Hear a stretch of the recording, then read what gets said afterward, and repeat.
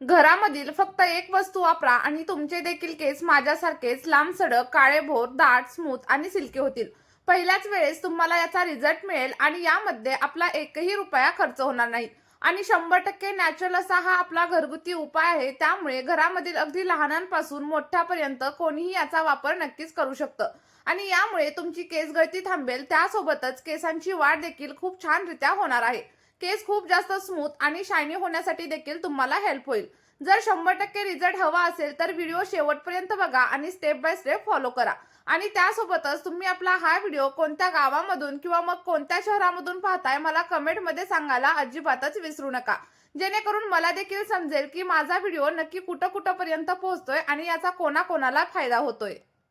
बघा, रेमेडी बनवण्यासाठी सगळ्यात पहिल्यांदा आपल्याला इथं लागणार आहे ते म्हणजे मेथीदाणे. साधारणतः 2 ते 3 चमचे एवढे मेथीदाणे आपल्याला रेमेडी बनवण्यासाठी पुरेसे आहेत. आणि रेमेडी बनवण्यासाठी मेथीदाणेच का वापरायचे, तर त्याचं कारण असं आहे की मेथीदाण्यांमध्ये असे अनेक पोषक तत्व असतात जे आपल्या केसांसाठी खूप जास्त प्रमाणात फायदेशीर असतात. बघा, मेथीमध्ये nicotinic acid, sodium, potassium, calcium, vitamin D, vitamin C यांसारखे अनेक घटक असतात जे आपल्या केसांना हेल्दी ठेवण्यासाठी हेल्प करत असतात. आता हे मेथीदाणे कशा प्रकारे वापरायचे ते देखील आपण पाहणार आहोत. तर आपल्याला काय करायचं, साधारणतः 2 ते 2.5 चमचे एवढे मेथीदाणे एका वाटीमध्ये काढून घ्यायचे. यामध्ये थोडंसं पाणी टाकायचं आणि त्यानंतर स्वच्छ करून घ्यायचे. स्वच्छ केल्यानंतर आता दुसरं थोडंसं पाणी याच्यामध्ये ऍड करायचं आणि रात्रभर आपल्याला हे मेथीदाणे असेच भिजत ठेवायचे आहेत. किंवा मग जर तुम्हाला रात्रभर ठेवायचे नसतील तर तुम्ही 5 ते 6 तास देखील नक्कीच ठेवू शकता. आणि त्यानंतर तुम्ही इथं बघू शकता आपले सगळे काही मेथीदाणे व्यवस्थित भिजलेले आहेत आणि पाण्याला देखील छान असा पिवळसर कलर आलेला आहे. व्हिडिओमध्ये पुढे जाण्याच्या अगोदर जर तुम्हाला माझे व्हिडिओ आवडत असतील तर व्हिडिओला एक लाईक नक्की करा आणि चॅनलवरती नवीन असाल तर चॅनलला सबस्क्राईब करायला देखील अजिबातच विसरू नका. बघा, आता हे मेथीदाणे छान असे भिजलेले आहेत आणि पाणी देखील अगदी पिवळसर रंगाचं झालेलं आहे. आणि बघा, जर तुमचं 4-5 तास भिजल्यानंतर पाणी पिवळसर झालं नसेल तर त्याला आणखी थोडा वेळ तुम्ही असंच भिजत देखील ठेवू शकता. आणि जर का तुमच्याकडे अजिबातच टाइम नसेल तर तुम्ही अगदी 2 ते 3 तास देखील याला भिजत असंच ठेवू शकता. त्यानंतर आपल्याला जे काही सिरम बनवायचंय त्यासाठी एक स्टीलचं जाड बुडाचं भांडं आपल्याला इथे घ्यायचं आहे. तुमच्याकडे जे कोणतं भांडं असेल ते तुम्ही घेऊ शकता. मी इथं एक स्टीलचं पातेलं घेतलेलं आहे आणि त्यामध्ये आपले भिजलेले सगळे काही मेथीदाणे ऍड केलेले आहेत.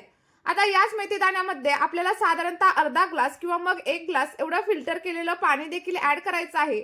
आणि फिल्टर केलेलं पाणीच तुम्हाला इथं वापरायचं आहे. बोरिंगचं पाणी किंवा मग खारी पाण्याचा वापर अजिबात करू नका. नाहीतर काय होईल, या सिरमचा तुमच्या केसांवरती चांगला इफेक्ट व्हायचा सोडून तुमची केस गळती आणखी जास्त प्रमाणामध्ये होऊ लागेल. आता आपण हे सगळं पाणी गॅसवरती ठेवणार आहे आणि अगदी मीडियम गॅसवरती याला 2 ते 3 उकळी येईपर्यंत छान असं गरम करून घेणार आहे. याला तुम्हाला रोज रोज बनवायची देखील अजिबातच गरज नाहीये. तुम्ही एकदाच बनवून 10 ते 12 दिवसांसाठी देखील फ्रीजमध्ये याला स्टोअर करून ठेवू शकता. हे अजिबात खराब वगैरे होत नाही. इथं तुम्ही बघू शकता आपल्या पाण्याला छान अशी उकळी यायला लागलेली आहे आणि जो काही मेथीदाण्याचा कलर आहे तो देखील पाण्यामध्ये उतरायला सुरुवात झालेली आहे. आता मेथीदाणा शिजत असताना आपल्याला याला मध्ये मध्ये थोडंसं ढवळत राहायचंय, कारण काय होतं की मेथीदाणा खाली चिटकतो आणि त्यामुळे त्याची सगळी काही पोषक तत्व आपल्या पाण्यामध्ये उतरत नाहीत. आता साधारणतः 2 ते 3 उकळ्या आल्यानंतर आपल्याला गॅसची फ्लेम ऑफ करायची आहे. आणि तुम्ही इथं बघू शकता आपलं सगळं काही पाणी छान उकळत आहे आणि पाण्याचा जो काही कलर आहे ना तो अगदी डार्क पिवळा देखील झालेला आहे.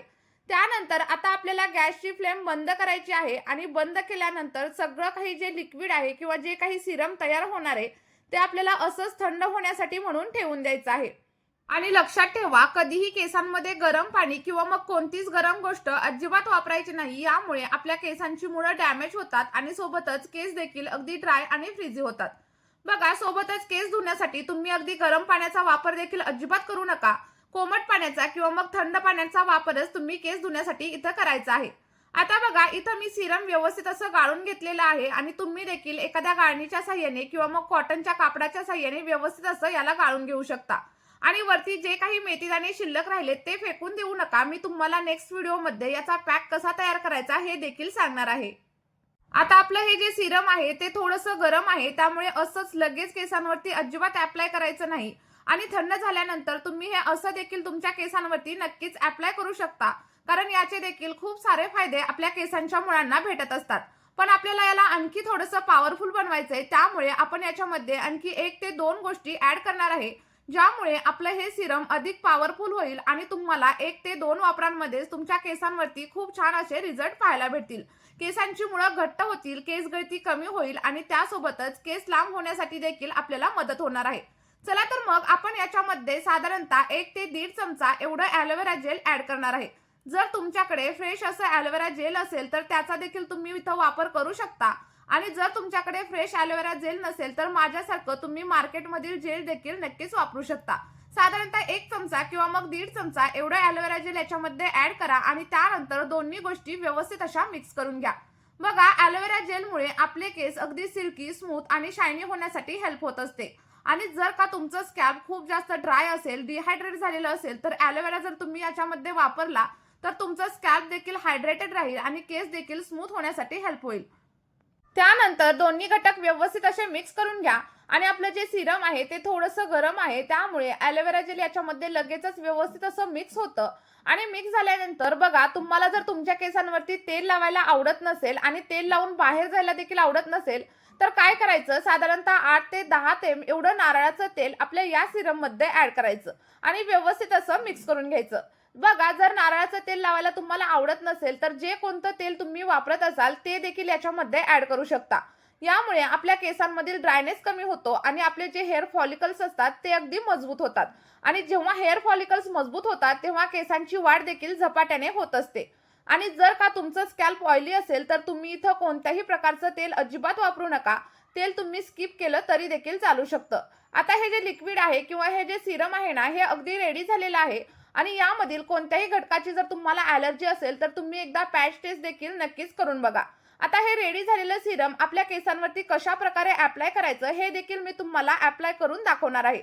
तुम्हाला काय करायचंय, आपलं हे सिरम एखाद्या स्प्रे बॉटलमध्ये ट्रान्सफर करायचं आहे, जसं की मी केलेलं आहे. आणि जर तुमच्याकडे स्प्रे बॉटल नसेल तर तुम्ही एखाद्या कॉटनच्या बॉलच्या साहाय्याने किंवा मग एखाद्या ड्रॉपरच्या साहाय्याने देखील तुमच्या केसांवरती ॲप्लाय करू शकता. आता बघा, ह्या स्प्रे बॉटलच्या साहाय्याने मी सगळं सिरम केसांवरती ॲप्लाय करणार आहे आणि ॲप्लाय केल्याच्या नंतर अगदी 5 ते 6 मिनिटं व्यवस्थित असा मसाज करायचा आहे, जेणेकरून सिरम आपल्या केसांच्या मुळांपर्यंत व्यवस्थित पोहोचेल.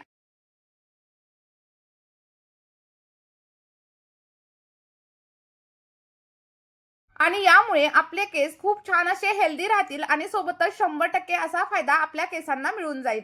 आठवड्यातून फक्त 2 वेळा तुम्ही हे कधीही वापरू शकता आणि त्यानंतर तुम्हाला केस धुण्याची देखील अजिबात गरज लागणार नाही. तुमचे केस ऑइली देखील होणार नाहीत आणि तुम्ही हे वापरून बाहेर देखील जाऊ शकता. तुम्ही याला एकदाच बनवू शकता आणि 8 ते 10 दिवस फ्रीजमध्ये देखील स्टोअर करून ठेवू शकता. चला तर मग अशा प्रकारे मेथीदाण्याचा वापर नक्की एकदा करून बघा. तुमच्या केसांसंबंधी असलेल्या सगळ्या समस्या दूर होतील. आणि हो, व्हिडिओ थोडासा जरी आवडला असेल तर व्हिडिओला एक लाईक करा, तुमच्या जास्तीत जास्त मित्रपरिवारासोबत शेअर करा आणि व्हिडिओमध्ये जर तुम्हाला काही अडचण असेल तर मला कमेंटमध्ये नक्की विचारा. मी अगदी 100% तुमच्या प्रश्नाचा आन्सर देण्याचा प्रयत्न करेल. त्यासोबतच जर चॅनलवरती नवीन असाल तर चॅनलला सबस्क्राईब करा.